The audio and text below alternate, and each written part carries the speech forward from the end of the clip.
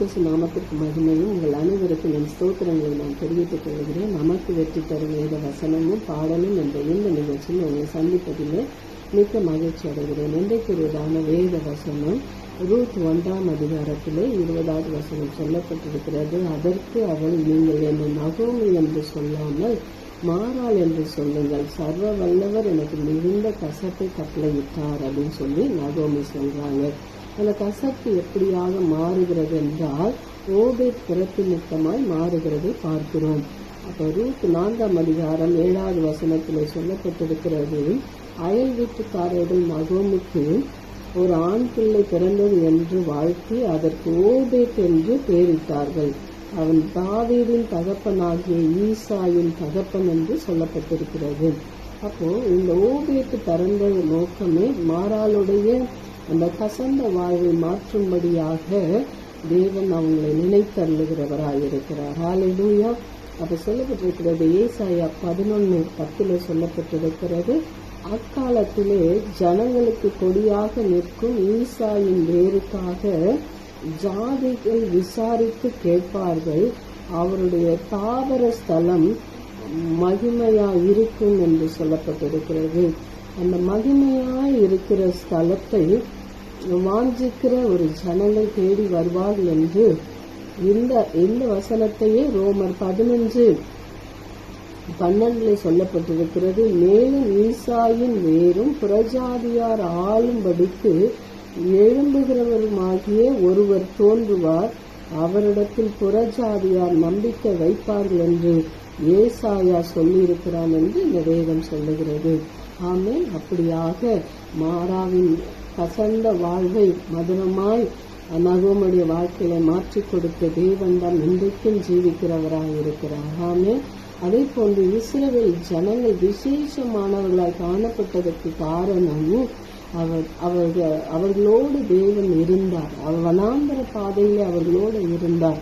அவர்கள் அந்த பிரயாணத்திலே அவர் செய்த விசேஷம் என்ன அப்படின்னு சொல்லி பார்க்கும் பொழுது, அவர்கள் உடுத்திருந்த வஸ்திரங்கள் கிழிந்து போகவில்லை, அவர்கள் அணிந்திருந்த பாதரட்சைகள் பழுதாய் போகவில்லை என்று நாம் பார்க்கிறோம்.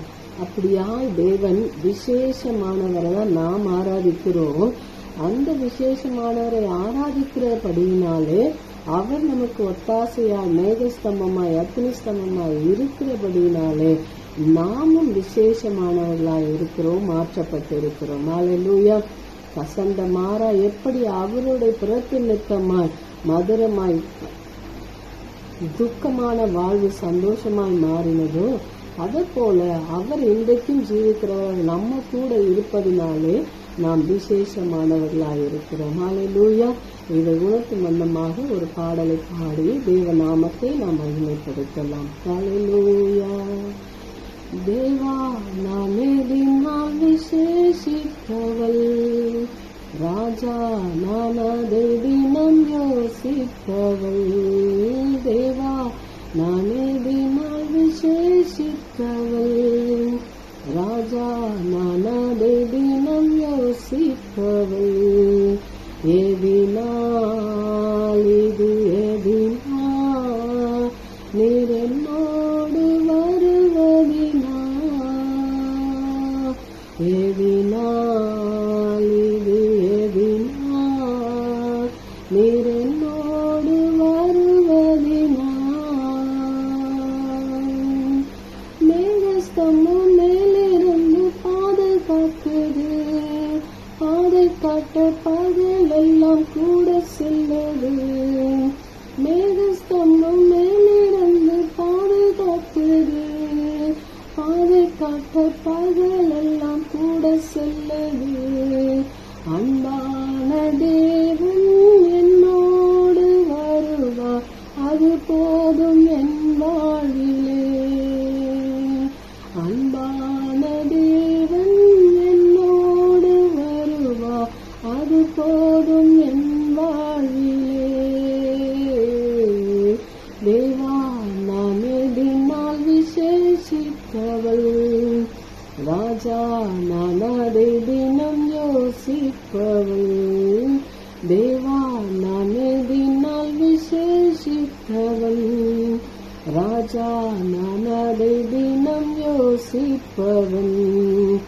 எதினார் இது எதினார் நீ என்னோடு வருவதினார்.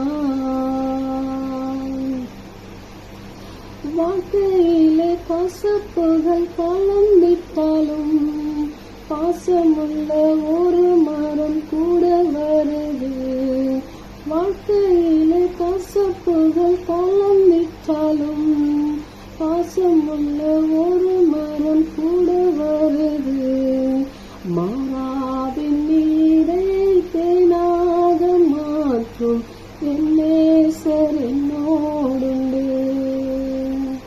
மாறாவின் நீரை தேனாக மாற்றும் என் நேசர் என்னோடுண்டு. தேவா நான் எதினால் விசேஷித்தவள், ராஜா நான் அதை தினம் யோசித்தவள். எதினால் இது எதினால் நீர் என்னோடு வருவதினால். எதினால் இது எதினால் நீர் என்னோடு வருவதினால். ஆமென். நம்மளுடைய வாழ்க்கையிலே எத்தனை கசப்புகள் வந்தாலும் கசந்த மாறாவை மதுரமாய் மாற்றின கர்த்தர் நம் வாழ்க்கையின் பிரயாணத்தில் அவர் நம்ம கூட வருகிறார். மேக ஸ்தம்பமாய் அக்னி ஸ்தம்பமாய் நம்மளை இருந்து அவர் பாதுகாக்கிற தேவனாய் இருக்கிறார். அல்லேலூயா. கர்த்தர் நல்லவர். இதை கேட்கிற உங்க யாவருக்கும் அவர் உதவி செய்ய போதுமானவராக இருக்கிறார். God bless you.